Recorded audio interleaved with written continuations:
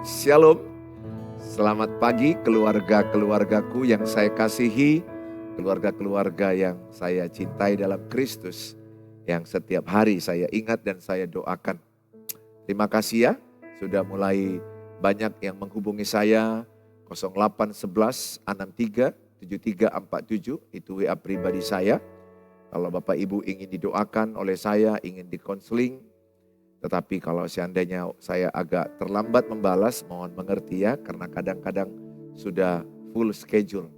Tapi saya berupaya untuk membalasnya. Karena saya tahu betapa berat penderitaan, kesulitan yang saudara rasakan. Karena saya pernah merasakan kesulitan dalam pernikahan, pernah merasakan kesulitan dalam mendidik anak, dalam membangun hubungan dengan keluarga, tidak mudah. Jadi saya sekolah teologi, pastoral konseling keluarga. Saya membaca buku, banyak seminar, banyak pengalaman, suka duka, jatuh bangun. Sehingga saya mau bersaksi bagaimana bangkit, bagaimana bangun. Jadi saya ajak jangan putus asa ya. Keluarga-keluargaku jangan putus asa. Masih ada Tuhan, ada harapan dalam Tuhan. Buatlah segala kejatuhan itu jadi momentum pembelajaran. Belajar, sehingga bangkit. Saya terus belajar sampai sekarang juga masih belajar. Saya tidak sempurna, tapi jauh lebih baik, jauh lebih kuat. Karena saya terus belajar dari firman Tuhan, belajar dari kejatuhan saya, belajar dari kejatuhan orang lain juga. Saya lihat ada banyak orang yang sudah bercerai. Kenapa mereka bercerai? Ya, saya belajar. Salah satu adalah karena keegoisan, karena kesombongan, karena ketidaktahuan. Umat yang tidak mengenal Allah akan binasa. Jadi mereka yang menolak pengenalan akan Allah akan binasa. Akan hancur rumah tangga kalau tidak mau belajar. Kalau kita jatuh, belajar bangkit. Dari mana? Dari firman Allah. Roh Kudus akan mengajarimu. Sehingga kalau ibu bapak bertanya kepada saya, apa yang saya lakukan? Selalu jawaban saya kan, dengar suara Tuhan. Itu nanti yang menjawab masalah semua keluarga. Nah cuma kan mungkin Bapak Ibu bilang, gimana cara dengar suara Tuhan? Berkali-kali saya bilang suara Tuhan itu ya Alkitab. Ya Alkitab inilah suara Tuhan. Jadi kalau Bapak Ibu baca Alkitab, ini adalah suara Tuhan. Suara Tuhan inilah nanti yang berbunyi di hati ibu dan bapak. Oh begini caranya menikah. Oh begini caranya menghadapi kesulitan keuangan. Oh begini caranya menghadapi kesulitan kesehatan. Oh begini caranya menghadapi kesulitan hubungan dengan keluarga mertua. Begini caranya menghadapi kesulitan di dalam membangun hubungan dalam keluarga. Di sini semua lengkap Bapak Ibu. Inilah suara Tuhan. Jadi suara Tuhan itu Alkitab. Makanya saya ajak selalu ya Bapak Ibu. Ayo Matius 6 ayat 33, cari dahulu kerajaan Allah dan kebenarannya. Maka semuanya akan tambahkan padamu. Keluarga damai akan ditambahkan. Pasangan yang rukun damai akan ditambahkan. Anak-anak yang berhasil akan ditambahkan. Maka kuncinya adalah ayo kembali kepada Alkitab. Gak ada jalan lain. Ya. Jadi kalau Bapak Ibu lagi merasa jatuh, jangan jauh dari Alkitab. Jangan jauh dari firman Tuhan. Tidak peduli dari gereja mana. Yang penting sepanjang Alkitab, penafsirannya juga benar. Dan saudara merasa dikuatkan, ayo belajar. Belajar firman Allah. Saudara, hari ini saya beri tema berkomunikasi penuh kasih. Atau bisa saya katakan berkata-kata penuh kasih. Ya, sering saya menjumpai keluarga kata-katanya itu menyakiti kali. Aduh, saya pernah ya ngalami itu. Tapi sekarang sudah lama kami tidak melakukan itu lagi. Saya pernah kata-kataku itu beracun kepada istriku. Yang mematikan langsung perasaannya, melemahkan. Ya kalau ular mungkin ular piton ya, atau ular kobra, racunnya kan ngeri. Kalau ular sawah kan tidak beracun kali. Ini langsung ular piton atau ular kobra yang langsung boom, kata-kata itu langsung boom, langsung jatuh dia, langsung down. Saya pernah, istri saya juga memilih kata-kata yang menyakiti saya. Sehingga kami saling menjatuhkan, saling menghancurkan. Wow, itu karena apa? Karena luka di hatiku belum sembuh pada waktu itu. Luka di hatiku tidak sembuh. Sehingga orang yang di hatinya lukanya tidak sembuh, maka dia akan melukai. Alkitab kan bilang, Apa yang keluar dari mulut, keluar dari hati. Jadi kalau hatimu penuh sakit hati, maka kata-katamu menyakiti. Tapi kalau hatimu penuh dengan kesembuhan, engkau telah disembuhkan oleh kasih Tuhan, oleh Roh Kudus, maka keluar kata-kata menyembuhkan. Jadi kata-kata menyembuhkan atau kata-kata menyakiti tergantung isinya apa. Jadi kalau di sini penuh kasih, kata-katamu akan penuh kasih. Tapi kalau di sini penuh kebencian, kata-katamu benci. Kalau di sini penuh dengan luka, kata-katamu melukai. Kalau di sini penuh kata racun, maka kata-katamu beracun. Maka Alkitab udah bilang apa yang keluar dari mulut adalah keluar dari hati. Makanya hati-hati Bapak Ibu, anak-anakmu yang mau menikah, jangan nikahkan dengan orang yang segudang luka di hatinya. Pasti melukai pasangan. Yang usahlah jauh-jauh, kalau saya lagi luka, lagi kecewa, siapa yang akan korbanku buat luka? Ya keluargaku yang terdekat, gak mungkin orang yang jauh-jauh. Kulampiaskan sakit hatiku ke istriku, ke anak-anakku. Kadang-kadang ke hewan bisa juga, kesal. Atau bisa juga ada orang kesal, bisa dia pukul dinding, bisa dia banting pintu. Kenapa? Penuh luka di hatinya. Ya, hari ini saya mau berbagi firman Tuhan, kata-kata yang penuh kasih. Yang kalau kita mendengar orang berbicara, maka orang itu mendatangkan damai sejahtera, mendatangkan ketenangan, mendatangkan kebahagiaan, kesejukan. Pokoknya mendatangkan sorga gitu loh. Kata-kata yang penuh kasih sorga. Sehingga kalau orang itu ngomong penuh dengan semangat kita mendengarnya. Sukacita kita mendengarnya. Gak ada intimidasi. Gak ada yang melemahkan. Saya pernah lihat suaminya kata-katanya beracun kali kepada istrinya. Pernah saya punya keluarga yang saya konseling di keluarga YouTube. Iyalah aku gak suka samamu karena bau badanmu. Wah, suami bilang gitu sama istri loh. Bau badanmu itu urus dulu kemana-mana. Aduh, saya sebagai pendeta yang tengah-tengah mendengarnya. Aduh, saya bilang jangan ngomong seperti itu. Evaluasi dirimu dulu. Dirimu bagaimana? Kata-kata yang beracun. Istri itu dipermalukan begitu. Ada pendeta. Mana kami 2 orang pendeta lagi di situ. Istrinya diam aja. Aduh Tuhan Yesus. Saya berpikir ini mana tahan begini seorang istri. Mempermalukan, kata-kata mempermalukan. Tapi saya juga pernah lihat loh istri mempermalukan suami depan kawan-kawannya. Wah, depan kawan-kawannya dia dihabisin. Depan ke teman-temannya, kau laki-laki macam apa? Kau gak berguna, gak becus. Penghasilanmu gak ada, pengangguran kau. Hidup rumah tangga ini dari aku. Wow, ingat ya kebutuhan laki-laki yang pertama itu dihormati. Sehebat-hebatnya istri punya uang banyak, engkau harus hormat kepada suamimu. Tunduk kepada suamimu. Bukan karena uangmu banyak maka engkau mengambil posisi suami yang hancur anakmu. Karena metodemu akan dicontoh anak-anakmu. Ingat, pernikahan itu dicontoh anak-anak 80%. Sehingga apa tayangan yang Bapak Ibu tonton itu akan diulangi dalam pernikahan anak-anakmu dan cucumu. Itu yang menyedihkan. Makanya kalau saya dibilang, saya sekarang ini Bapak Ibu mengejar ketertinggalan saya. Saya tidak mau lagi melakukan satu kesalahan pun dalam berkeluarga. Tentunya itu kerinduan saya.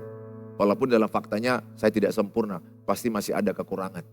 Tapi paling tidak tekad di hati saya mengejar ketertinggalan saya. Saya tidak mau salah lagi terus ini ke depan sampai hari kematianku. Itu kerinduan saya. Mengejar ketertinggalan. Bapak Ibu udahlah, jangan bertengkar terus. Ya, ayo dengar firman Tuhan ini. Firman ini untuk kita. Dalam kitab Kolose 4 ayat 6 ya, saya bacakan Bapak Ibu. Hendaklah kata-katamu senantiasa penuh kasih. Jangan hambar. Sehingga kamu tahu bagaimana kamu harus memberi jawab kepada setiap orang. Hendaklah kata-katamu senantiasa penuh kasih. Kata-kata penuh kasih itu hanya bisa keluar kalau tabungan kasihmu penuh. Ingat, hatimu itu tabungan. Apa yang ibu tabung? Apa yang bapak tabung? Kalau tabunganmu kosong akan kasih Allah, maka yang keluar itu adalah kebencian, sakit hati. 1 Yohanes 4 ayat 8. Allah itu adalah kasih. Barang siapa mengenal Allah, hidup dalam kasih. Maka 1 Yohanes 4 ayat 20 dikatakan, pendusta kalau seseorang berkata mengenal Allah, tapi atau dikatakan mengasihi Allah yang tidak kelihatan, tapi dia benci dengan manusia yang dilihatnya, pendusta. Apakah Bapak Ibu pendusta? Pendusta dikatakan Tuhan Yesus, kalau saya mengasihi Tuhan, saya katakan saya mengasihi Tuhan Yesus, tapi saya benci istri saya benci anak-anak saya pendusta. Saya benci dengan orang yang kulihat, keluarga mertua saya. Jadi orang yang ada dalam Tuhan Yesus sebenarnya tidak ada lagi benci. Ya, yang boleh mungkin aku tidak cocok sama dia, boleh. Saya juga ada, saya nggak cocok dengan pendeta ini. Itu namanya kan kemistri kerja. Ada orang yang lambat kerja, ada orang yang korupsi, ada orang yang suka telat, suka bohong, atau hidup dengan gosip. Ya saya nggak suka, ya saya tidak cocok dengan dia. Saya tidak benci, tapi saya tidak cocok dalam satu grup dengan dia. Karena dia misalnya penggosip atau dia pemalas, suka terlambat. Ya siapa yang mau berteman dengan orang seperti itu? Pergaulan yang buruk akan merusak kebiasaan yang baik. Maka saya ajak ibu, bapak, apakah isi tabungan hatimu sekarang? Apa isi tabungan hatimu? Kalau di dalam gelas ini ada air putih, maka air putih inilah yang saya minum. Saya minum ya. Sorry ya. Nah, memang air putih karena isinya air putih atau mineral water.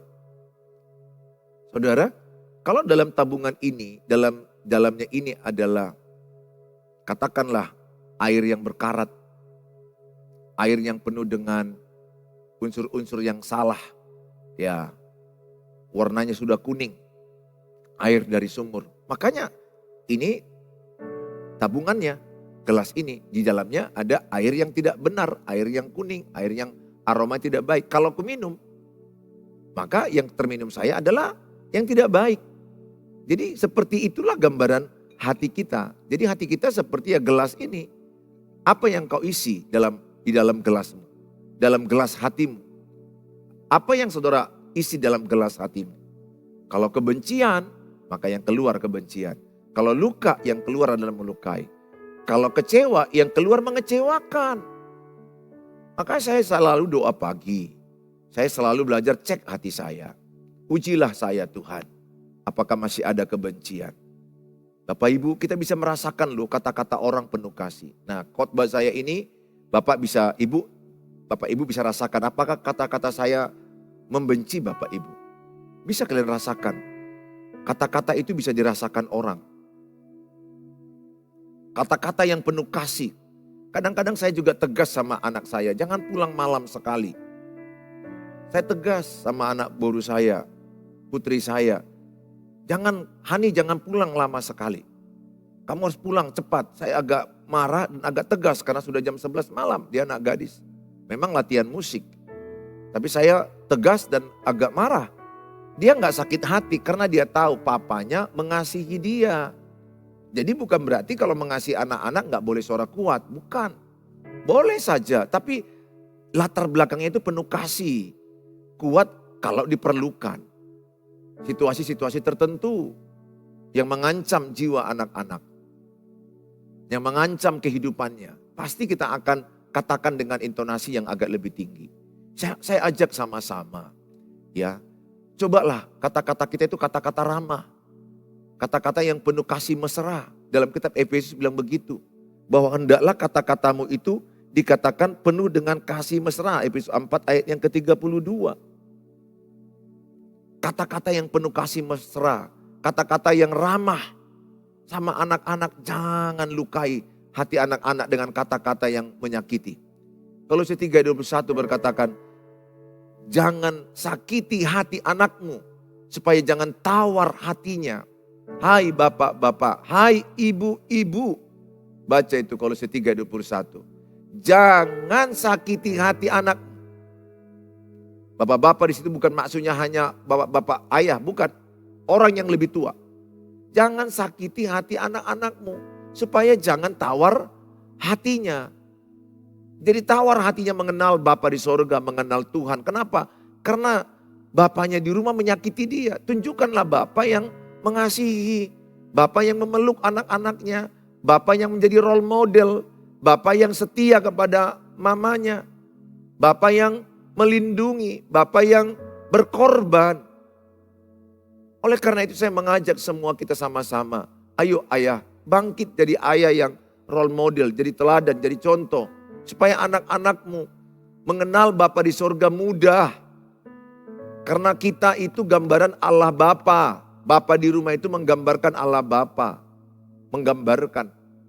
Sehingga kita perlu mentontonkan seorang ayah yang penuh kasih. Seorang ayah yang berkorban, ayah yang melindungi, ayah yang menjagai. Ini saya sedih loh melihat banyak anak-anak tidak dapat figur ayah. Tidak ada ayah yang berfungsi. Posisi ayah tapi nggak berfungsi. Bahkan yang lebih sedihnya tidak membangun tapi menghancurkan. Ada ayah yang memukul anak. Ada ayah yang kata-katanya begitu tajam kepada anak-anak, menyilet hati anak-anak. Ayo ayah, bangkit. Bangkit. Engkau sumber dalam keluargamu. Sumber itu artinya berasal dari Allah Bapa, ada dalam dirimu. Sehingga engkau menjadi sumber berkat bagi anak-anak. Bangkit jadi ayah yang luar biasa. Saudara yang saya kasihi. Jelas di sini katakan, hendaklah kata-katamu senantiasa penuh kasih. Coba sama-sama katakan ibu-ibu, kata-kata saya penuh kasih. Satu dua ya. Kata-kata saya penuh kasih. Amin. Ya, kata-kata saya penuh kasih kepada anak-anak saya, kepada istri saya, istri demikian kepada suami, kepada keluarga mertua saya, kepada tetangga saya, kepada orang yang membenci saya bahkan. Kenapa? Karena kasih itu mengalahkan kebencian, mengalahkan kejahatan. Kalau hidupmu penuh kasih ibu, engkau akan merasakan damai, sejahtera yang luar biasa. Dikatakan di sini, jangan hambar.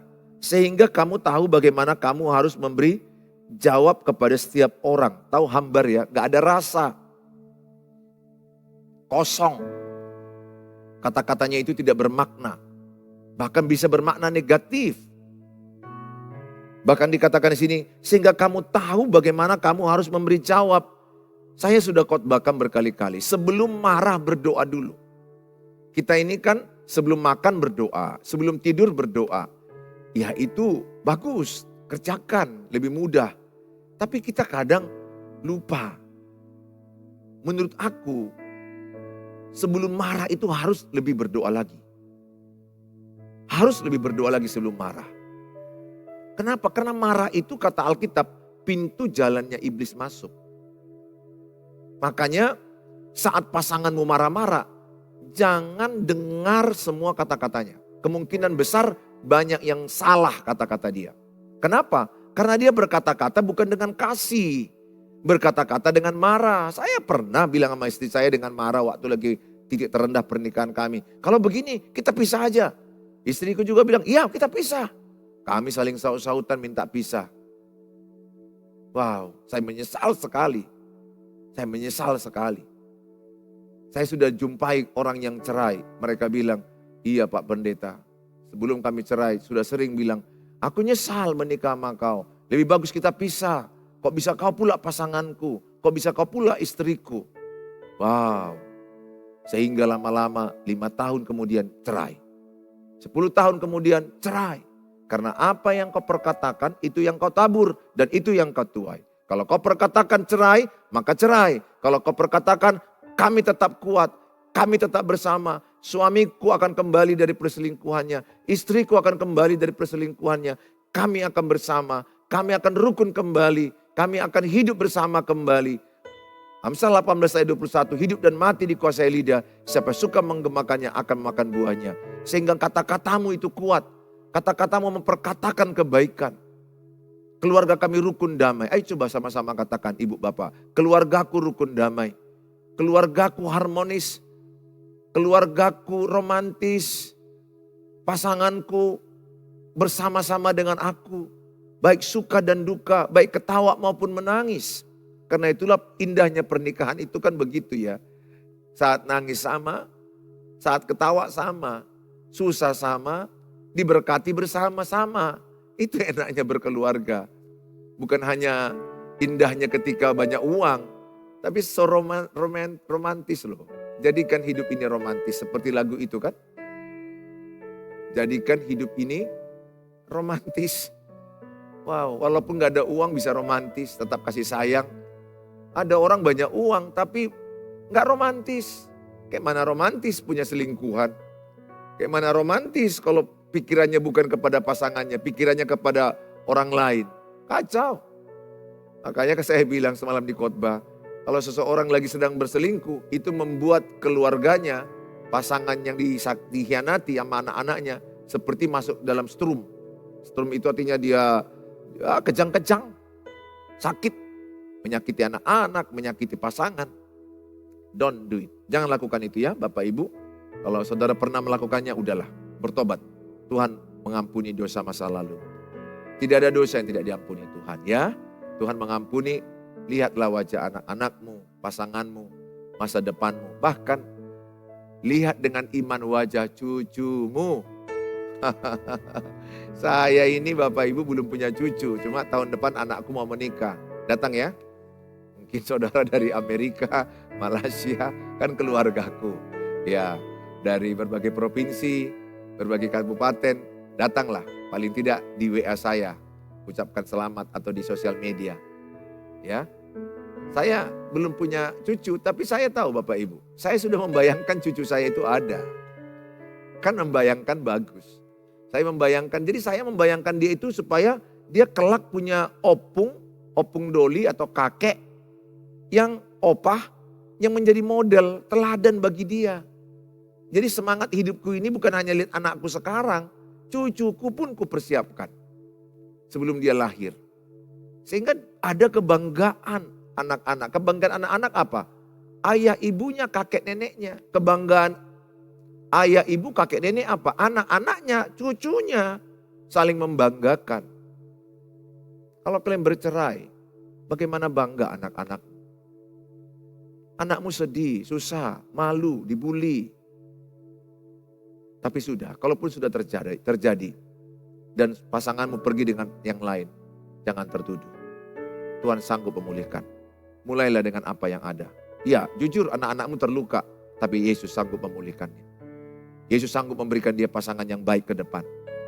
Ya, kalaupun saya ucapkan itu jangan tertuduh. Tapi itu harus kita akui, itu konsekuensi. Hidup ini ada konsekuensi. Ada akibat dari setiap perkataan kita. Jadi sebelum marah berdoa dulu. Katakan sama-sama, ayo yang di podium ini juga. Sebelum marah saya berdoa dulu. Satu dua ya. Sebelum marah saya berdoa dulu. Ya, jadi itu saya praktekkan Bapak Ibu. Saya pernah mau marah. Dan betul marah dan akhirnya marah. Tapi sebelum saya marah berdoa dulu. Apa yang terjadi? Saya dikuasai Roh Kudus, saya penuh kasih dan tetap saya ingatkan istri saya dengan kasih dan tegas. Saya tetap ingatkan anak-anak saya dengan lembut dan tegas. Itulah kalau saya berdoa dulu. Saya pernah marah gak berdoa, kata-kataku melantur, melukai, mengingatkan dosa masa lalunya. Wow.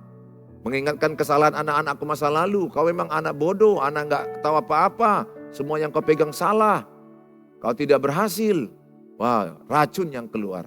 Sekarang saya tidak. Saya belajar kalau mau marah, berdoa dulu. Bapak Ibu yang saya kasihi. Amsal 12 ayat yang ke-16. Bodohlah yang menyatakan sakit hatinya seketika itu juga. Tetapi bijak yang mengabaikan cemooh. Bodohlah yang menyatakan sakit hatinya seketika itu juga. Jadi kalau ada sakit hatimu, jangan langsung sampaikan. Orang bilang, tunda dulu. Banyak motivator bilang begitu. Bahkan 6 detik saudara tunda, marahmu berubah. Beda, turun 50%. 6 detik loh. Apalagi 6 menit. Apalagi 6 jam. Saya sudah tes semua ini. 6 detik, 6 menit, 6 jam. 6 detik itu mungkin lagi mau marah. Ibu, bapak minum dulu. 1, 2. Nah, minum lagi ya Bu. Ini khotbah haus juga. Nah, minum. Saya pernah kayak gitu Bu. Minum sambil berdoa, Tuhan tolong saya mau marah. 6 detik setelah itu marahku 50% turun. Saya pernah lakukan 6 menit. 6 menit lebih turun lagi. Apalagi 6 jam. Bapak menunda marah. Berdoa lagi. Wow, itu marahmu akan jauh lebih lembut dengan penuh kasih Kristus. Bukan tidak boleh marah di Alkitab. Alkitabnya bilang jangan sampai engkau marah sampai matahari terbenam. Jangan engkau marah dengan menyakiti, menghancurkan. Marah mendidik boleh kalau diperlukan. Tapi tidak setiap hari. Kalau setiap hari namanya pemarah. Nah saudara, dalam Amsal 16:32, orang yang sabar melebihi seorang pahlawan. Jadi kalau ibu bapak sabar melebihi seorang pahlawan. Orang yang menguasai dirinya melebihi orang yang merebut kota. Jadi kalau engkau mau merebut keluargamu, kuasai dirimu. Itu loh. Ya, kalau engkau menjadi pahlawan dalam keluargamu, kuasai dirimu. Sabar. Sabar Bu. Memang sakit dikhianati. Sakit kata-kata yang kalau kita dengar itu meracuni kita, sakit. Tapi saya mau katakan, sabar. Saya pernah di posisi itu. Saya pernah disakitin. Saya sabar. Saya belajar sabar ketika disakitin. Ketika difitnah. Ketika dilontarkan kata-kata yang menyakiti. Saya sabar, saya belajar. Dan saya melihat pertumbuhan rohaniku dahsyat. Saya bersyukur ketika aku belajar sabar menyangkal amarah. Menyangkal diri dari emosi. Pertumbuhan rohaniku naik. Pertumbuhan rohani orang naik saat orang itu belajar sabar. Jangan, serahkan kepada Tuhan. Bukan dengan kata-kata membalas itu mengubah orang lain. Bahkan kalau kata-kata kita gak terkendali, udah ada api di rumah, kita kasih bensin, rumah kita terbakar. Ya, terima kasih ya Ibu. Saya senang dengan kesaksianmu. Pak Pendeta, sejak aku dengar khotbah Bapak di YouTube, aku semakin bisa sabar. Aku semakin melakukan khotbah 1 Petrus 3:1. Menangkanlah suami atau menangkanlah keluarga tanpa perkataan. Semalam saya bilang, luar biasa Bu, teruskan perjuanganmu. Itu tandanya Ibu berharap kepada Tuhan. Karena Ibu tidak mau memaksa perubahan dengan kata-kata. Perubahan berasal dari Tuhan. Hanya Tuhan yang sanggup mengubah pasanganmu. Hanya Tuhan yang sanggup mengubah anak-anakmu. Hanya Tuhan yang sanggup mengubah dirimu dengan keputusanmu sendiri. Dan Tuhan tidak pernah bilang, ubah pasanganmu. Ubah orang lain. Tidak ada ayatnya Bapak Ibu. Yang ada ayatnya Alkitab bilang, ubahlah dirimu sendiri. Supaya lewat perubahanmu, engkau menjadi garam dan terang dunia. Supaya lewat perubahanmu, keluargamu dimenangkan. Bapak Ibu yang saya kasihi, di Kolose 3:14 bilang begini. Dan di atas semuanya itu kenakanlah kasih.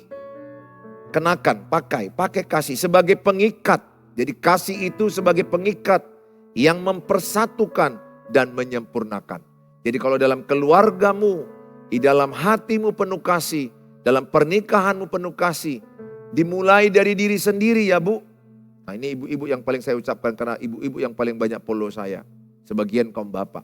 Dimulai dari ibu atau dimulai dari bapak. Jangan tuntut orang lain berubah. Saya begitu, dimulai dari saya penuh kasih.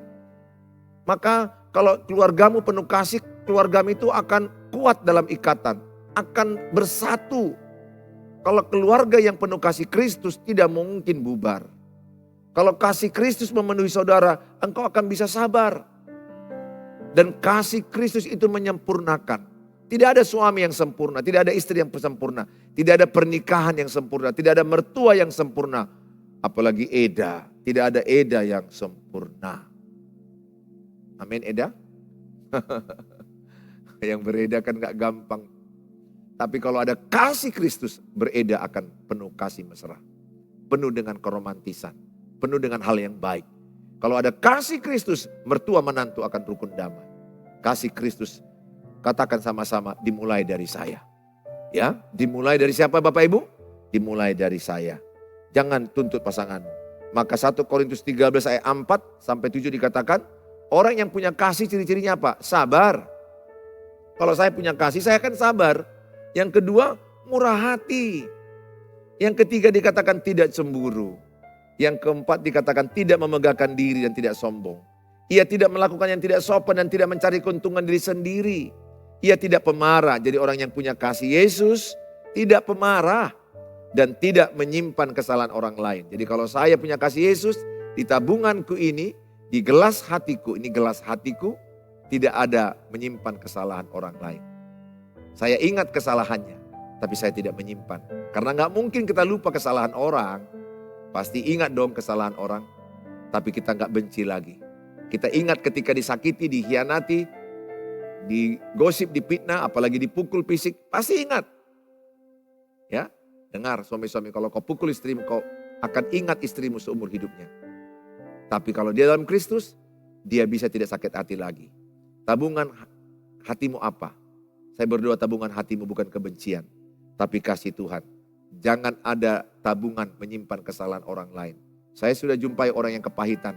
Wow, tabungan hatinya penuh dengan kepahitan, kebencian, kesalahan orang lain, kesalahan suaminya, kesalahan istrinya. Orang yang punya kasih Yesus tidak bersukacita karena ketidakadilan, tetapi ia bersukacita karena kebenaran. Yang 7, orang yang punya kasih Yesus, ia menutupi segala sesuatu. Jadi kalau ada kesalahan pasanganmu, jangan ceritakan sama orang. Ya ibu-ibu, jangan ceritakan sama semua orang. Hati-hati. Jangan, ceritakan ke Tuhan Yesus aja. Atau ke pendeta yang dapat kau percaya. Kalau nggak kau percaya, jangan ceritakan. Tuhan Yesus yang pasti dapat dipercaya. Tapi saya percayalah, masih ada pendeta yang dapat dipercaya. Ya. Dan kasih itu akan membuat engkau percaya segala sesuatu, mengharapkan segala sesuatu, sabar menanggung segala sesuatu. Kalau adalah kasih Yesus di hati ibu, bapak, dalam keluargamu, bagaimanapun ada persoalan, kalian akan sabar menanggung segala sesuatu. Akan punya pengharapan, jangan menyerah bapak ibu, jangan menyerah. Setitik rendah apa yang saudara hadapi, kalau ada kasih Kristus, ada pengharapan. Ada kasih Tuhan, masih ada Tuhan, masih ada cara Tuhan. Tuhan memberkati Bapak Ibu. Bangkit ya. Mari sama-sama kita datang kepada Tuhan Yesus. Biarlah kasih Kristus memenuhi keluargamu, pernikahanmu, keluarga mertuamu, anak-anakmu. Tuhan Yesus memberkati saudara.